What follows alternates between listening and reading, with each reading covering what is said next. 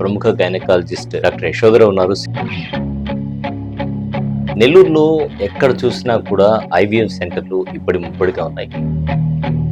పుట్టగొడుగులాగా infertility centres ఎందుకు వస్తున్నాయంటే వాళ్ళు జీవితంలో ఐవీఎఫ్ అంటే ఏందో తెలియని వాళ్ళు ఉంటారు. సో వాళ్ళకి అవేమీ అక్కర్లేదు. ముందు చూసుకుంటే గైనకాలజిస్ట్ అని రాసి ఉండేవాళ్ళు అట్లనే ఉంటాయి. కానీ ఇప్పుడు ఏంటంటే ఐవీఎఫ్ బై ఫెర్టిలిటీ అనేసి వాళ్ళకి ల్యాబ్ లేకపోయినా పక్కన వాళ్ళ దగ్గర వెళ్ళైనా చేయిస్తాము మేము ఐవీఎఫ్. ఐవీఎఫ్ అనేది it is a last resort, అంతేగాని ఫస్టే గబగబా వెళ్ళి చేసుకోనక్కర్లేదు.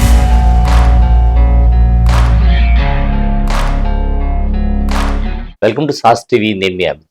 నెల్లూరులో ఎక్కడ చూసినా కూడా ఐవీఎఫ్ సెంటర్లు ఇప్పటి ముప్పటిగా ఉన్నాయి. సో ప్రతి వీధికి ఒక ఐవీఎఫ్ సెంటర్ అనే విధంగా ఉన్నాయి. కానీ వాస్తవంగా నిబంధనలు చూస్తే అలా పెట్టడానికి వీల్లేదని చెప్తూ ఉన్నారు.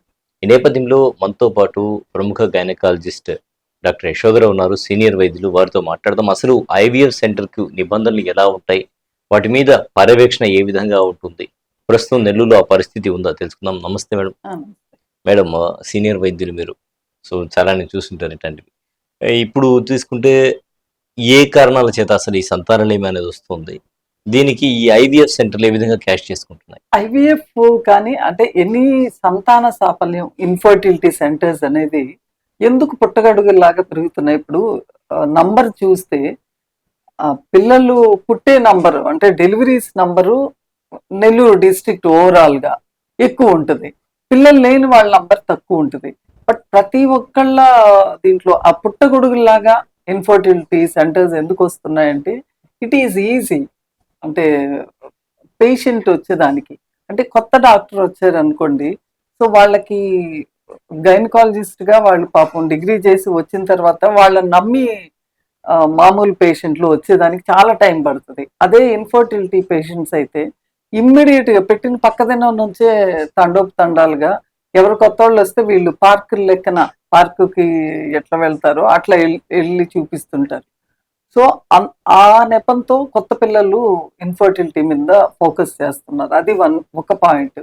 ఇంకొక పాయింట్ ఏంటంటే నైట్ షిఫ్ట్స్ కానీ నైట్ డిస్టర్బెన్స్ కానీ. ఇప్పుడు అందరూ సపోజింగ్ నేను ఒక బ్యాంక్ ఉద్యోగిని అనుకోండి, హ్యాపీగా 9 to 5 ఏదైనా సరే ఆ టైమింగ్స్ చేసేసి తర్వాత ఎస్ వీఆర్ డన్, మాకు ఇంకా అక్కర్లేదు.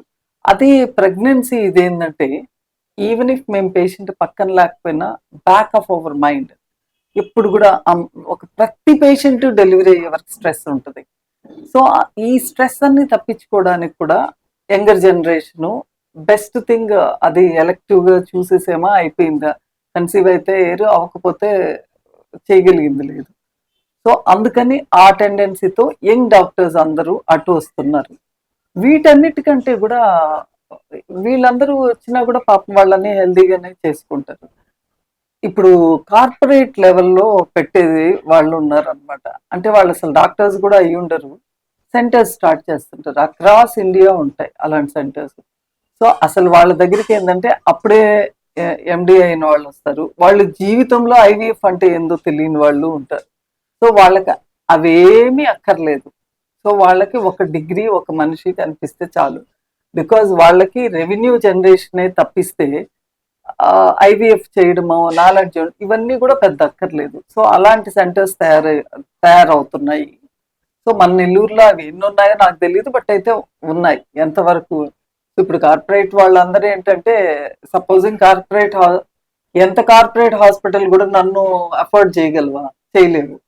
సో అందుకని వాళ్ళ మాట వినేవాళ్ళు, వాళ్ళు ఇచ్చే తక్కువ డబ్బులు ఇస్తారు పాపం, దానికి సిద్ధపడే వాళ్ళు ఫ్రెషర్స్ ఉంటారు పాపం, వాళ్ళని తీసుకొని వచ్చి కూర్చోబెట్టి చేస్తుంటారు.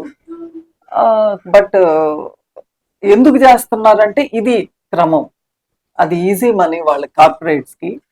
మా గైనకాలజిస్ట్లకి ఏంటంటే పేషెంట్ ఇన్ఫర్టిలిటీ. అదే మీరు అన్నట్టు ఇంతకు ముందు చూసుకుంటే గైనకాలజిస్ట్ అని రాసి ఉండేవాళ్ళు అట్లనే ఉంటాయి. కానీ ఇప్పుడు ఏంటంటే ఐవీఎఫ్ బై ఫెర్టిలిటీ అనేసి ఎక్కువ ఈ బోర్డ్సే మనకు కనిపిస్తున్నాయి. లేకపోతే జరగదు. ఇప్పుడు వాళ్ళకి ఐవీఎఫ్ వాళ్ళ సెంటర్ లో చేయకపోయినా, వాళ్ళకి ల్యాబ్ లేకపోయినా పక్కన వాళ్ళ దగ్గర వెళ్ళి అయినా చేయిస్తాము, మేము ఐవీఎఫ్ స్పెషలిస్ట్ అని పెట్టుకునైనా ఏదో ఒకటి పెట్టుకోకపోతే జరగదు అని, అంటే పేషెంట్ అట్రాక్షన్ కోసం అని చేస్తుంటారు. But that's okay.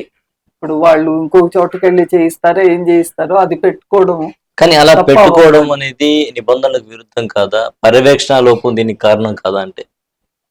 యాక్చువల్ గా చేసే సెంటర్స్ ని డిఎంహెచ్ఓ వాళ్ళు వెళ్ళి ఆ, వాళ్ళ మీద రైడ్ అవన్నీ ఉంటది.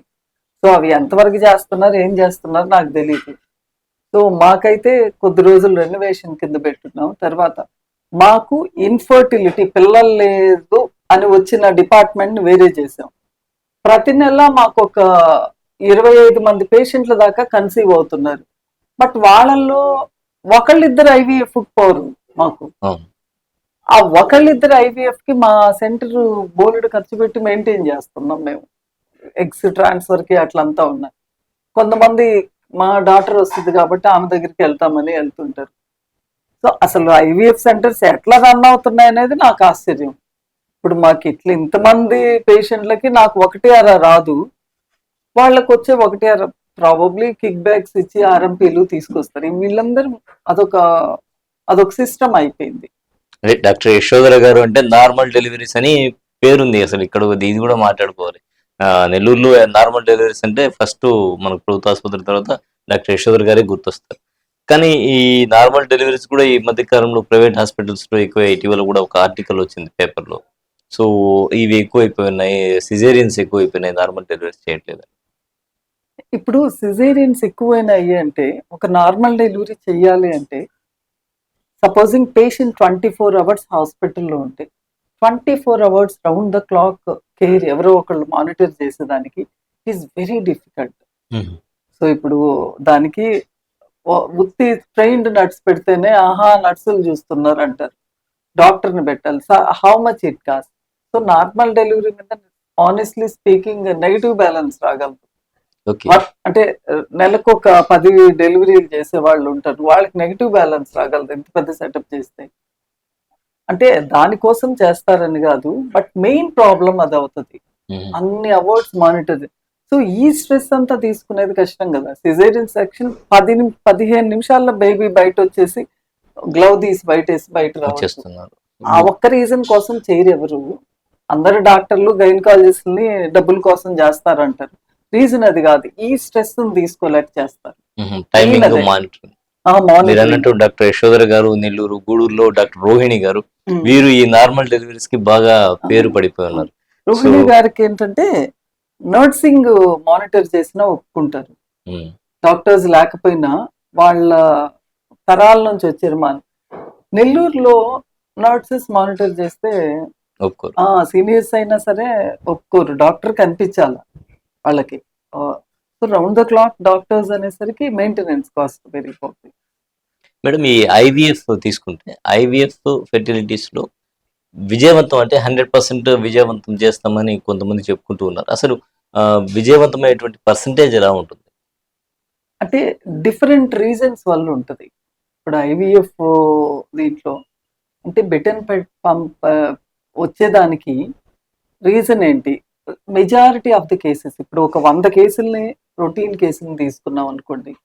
సో 100లో ఇప్పుడు మేము నా దగ్గర ఒక 25 ఎవ్రీ మంత్ కన్సీవ్ అవుతున్నారంటే ఎంతమందిని చూస్తున్నారు అనేది చూసామంటే ఎక్కువ మందినే చూస్తుండొచ్చు బహుశా.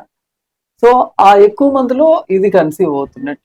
అవ్వకపోతే ఐయుఐ కని వెళ్తాం, అది అవ్వకపోతే ఐవీఎఫ్ వెళ్తాం. సో ఇప్పుడు ఐవీఎఫ్కి వెళ్ళేదానికి కూడా ఆ అమ్మాయికి పేషెంట్కి మదర్ కంటే ఆ అమ్మాయికి ఎక్కువ అంటే ఎగ్ క్వాలిటీ బాగుందా, ఎండోమెట్రియం బాగుందా, సో ఇవన్నీ బాగాలేవనుకోండి సరోగసీకి వెళ్ళాలా. సో ఇవన్నీ స్టెప్ వైజ్. ఇప్పుడు ఆల్మోస్ట్ ఇట్ ఈస్ నియర్లీ ఎవరికైనా కన్సీవ్ చేయొచ్చు అనే అంత గొప్ప మెథడ్స్ ఉన్నాయి. బట్ స్టిల్ మనకు నెల్లూరులో మనం సర్గేట్ మదర్కి ఆ పర్మిషన్స్ ఉన్నా సరే సర్గసీని చాలా లీగల్ ప్రొసీజర్స్ కింద చేశారు. సో ఇదివరకు అంటే ఎగ్ డోనర్స్ దొరికేవాళ్ళు సర్గసీకి. ఇప్పుడు ఏంటంటే ఇవన్నీ కూడా కష్టం చేసేసారు. సో ఇప్పుడు ఇవన్నీ మనం దాటుకుంటా వెళ్తే ఏదో ఒక మెథడ్ లో కన్సీవ్ చేయొచ్చు అనే ఉద్దేశంతో ఇంచుమించు కన్సీవ్ అవుతారు అని చెప్తాం. కానీ ఐవీఎఫ్ ఎక్స్క్లూజివ్ ఐవీఎఫ్ లోనే కన్సెప్షన్ ఒక్క దీంతోనే అంటే పర్సంటేజ్ ఇప్పుడు 100% అవుతుందా అని అంటే 100% అయ్యే కేసులనే చేసుకుని మిగతా వాళ్ళని నీకు డిఫికల్ట్ వద్దు, నీకు ఇంతకంటే హయ్యర్ వెళ్ళాలి. మా సెంటర్లో అయితే మేము అదే చెప్తాం, నీకు ఇంతకంటే హయ్యర్కి వెళ్ళాలి, ఖర్చు పడుతుంది, నీకు అంత అవసరమా, ఉండే ఆస్తులన్నీ అమ్ముకొని ఇవన్నీ చేసుకొని అని కన్విన్స్ చేస్తాం మేము, వద్దు అట్లా అని. మేడం దీంట్లో లెవెల్ 1 లెవెల్ 2 ఏఆర్టీ ఇలా ఐయుఐ ఐవీఎఫ్ ఇలా ఉంటాయా? అంటే ఇనీషియల్ ఇవేంటంటే మందులతోనే ట్రై చేయడం, సో వాళ్ళకి సింపుల్ వీటితో ట్రై చేస్తాం. అవి కాకపోతే ఓవరీని ఇండ్యూస్ చేసేదానికి డ్రగ్స్ పెడతాం. బట్ ఆ drugs they are very very dangerous. అవి ఒక 6 months 6 cycles మాత్రమే పెట్టాలి. సో ఇప్పుడు పేషెంట్స్ ఏంటంటే రాగానే ముందు మీరు పెడతారా లేదా, ఇప్పుడు నేను ఒక పెద్ద ఆర్గనైజేషన్ నేను చెప్తే ఫైనల్ వర్డ్ కింద పేషెంట్స్ యాక్సెప్ట్ చేస్తారు.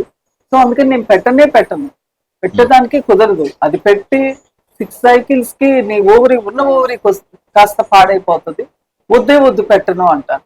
బట్ కొత్తగా నిన్నగా మొన్న పెట్టిన డాక్టర్లు వాళ్ళు చెప్తే వింటారా? సో వాళ్ళు కూడా ఏమీ చేయలేరు. సో వాళ్ళు పెట్టేస్తారు. ఈ లోపల అసలు ఆ ఉన్న ఓవరీ కాస్త పాడైపోతుంది.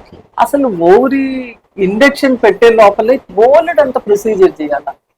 సో ఇవన్నీ చేయించుకోకుండా గబగబ పెట్టండి అని పెట్టించేస్తారు. ఇప్పుడు నాలాంటి వాళ్ళు చెప్తే ఆగుతారు, నాలాంటి వాళ్ళు చెప్తే ఆగకపోతే వాళ్ళు పోమ్మ నువ్వు పెట్టకపోతే ఇంకొకళ్ళు అని వెళ్ళిపోతుండొచ్చు. ఇస్తాం, మాకైతే కంపల్సరీ. నేను లిట్రోజాల్ పెట్టేమో అంటే నేను ఆగిపోతాను, అక్కడ ఆగిపోయి కూర్చుని వాళ్ళకి చాలా సేపు కౌన్సిల్ చేస్తాను. నీకు ఓవ్యులేషన్ కి స్టిమ్యులేటింగ్ డ్రగ్స్ పెడుతున్నాం, విచ్ ఈజ్ నాట్ గుడ్, నీ ఓవరీని డ్యామేజ్ చేస్తుంది. సో నువ్వు ఈ సైకిల్లో ఏమేం చెయ్యాలో అని వాళ్ళు క్యాజువల్ గా ఆ టాబ్లెట్స్ తీసేసుకొని పెద్ద పట్టించుకోకుండా అట్లంతా చేసి అసలు హెల్త్ పాడైపోతుంది. సో దీనికి కారణం ఏంటంటే వాళ్ళు పేషెంట్స్ అంటే నువ్వు కాకపోతే ఇంకెవరు లేరా అనే నమ్మబలుగుతున్నారు, మీరు వాస్తవాలు చెప్తున్నారు అంతే. అంటే వెరీ చోటుకి వెళ్ళిపోతారు. ఇప్పుడు ఒక జూనియర్ వెళ్ళి అని చెప్పి డిక్టేట్ చేయలేదు. ఈ ప్రాసెస్ చాలా ఈజీ అని నమ్మబలగడం వల్ల ఏంటంటే నీ కర్మ నువ్వు అనుభవించాలన్నట్టు వాళ్ళు ఏం చేస్తారు, అట్లా చేస్తున్నారు. But which is not good. Final గా మీరు ఏం చెప్తారు మా వ్యూవర్స్ కి? ఐవీఎఫ్ అనేది it is a last resort, అంతేగాని ఫస్టే గబగబా వెళ్ళి చేసుకోనక్కర్లేదు. సో అసలు అండర్ రేటెడ్ ఏంటంటే చాలా మంది 30 ఏళ్ల తర్వాత ప్రెగ్నెన్సీ తెచ్చుకునే దానికి అసలు 30 ఏళ్ల వరకు పెళ్లిళ్ళు చేసుకోకుండా ఉంటారు. మీరు ఎఫోర్డ్ చేసుకోగలిగితే మీరు ఎగ్స్ ప్రిజర్వ్ చేసుకోండి. అఫ్ కోర్స్ అది కూడా ఐవీఎఫ్ లాగే అవుతుంది. అట్లా వాళ్ళకి యూస్ఫుల్. కానీ ప్రతి ఒక్కళ్ళు గబగబా ఐవీఎఫ్ చేసుకుందామా ఇవన్నీ కూడా అవసరం లేదు. మామూలు ప్రొసీజర్స్ తోనే అవుతుంది. అఫ్ కోర్స్ ఇండికేషన్ ఉన్నప్పుడు చేసుకోవాలి. రైట్ మేడం, చాలా ధన్యవాదాలు. సో విన్నారు కదా, ఉన్నదానికి లేని దానికి అని పరిగెకుండా మేడం చెప్పినట్టు సీనియర్స్ ఎవరుంటారో చూసుకొని వారి దగ్గర 1కి 2 సార్లు ఒపీనియన్ తీసుకుని, డాక్టర్ ఒపీనియన్ తీసుకున్న తర్వాత ఐవీఎఫ్ కానీ ఫెర్టిలిటీ సెంటర్స్ కానీ వెళ్ళండి. సో వెళ్ళేటప్పుడు మేడం చెప్పిన జాగ్రత్తలన్నీ సూచనలన్నీ పాటించండి. ఇది వాళ్ళ ప్రత్యేక ఇంటర్వ్యూ. ధన్యవాదాలు మేడం, ఐవీఎఫ్ గురించి ఎక్సలెంట్ గా వివరించారు. Thank you. Doctor Rajasekhar eye hospital super speciality eye care centre. కంటి ఆపరేషన్లకు చెన్నై, మధురై వెళ్లనవసరం లేకుండా ప్రపంచ స్థాయి ఆధునిక ఆపరేషన్లు ఇప్పుడు మన నెల్లూరులో. సత్యసాయి భజన మందిరం ప్రక్కన 3వ మెయిన్ రోడ్, రామ్మూర్తి నగర్, నెల్లూరు.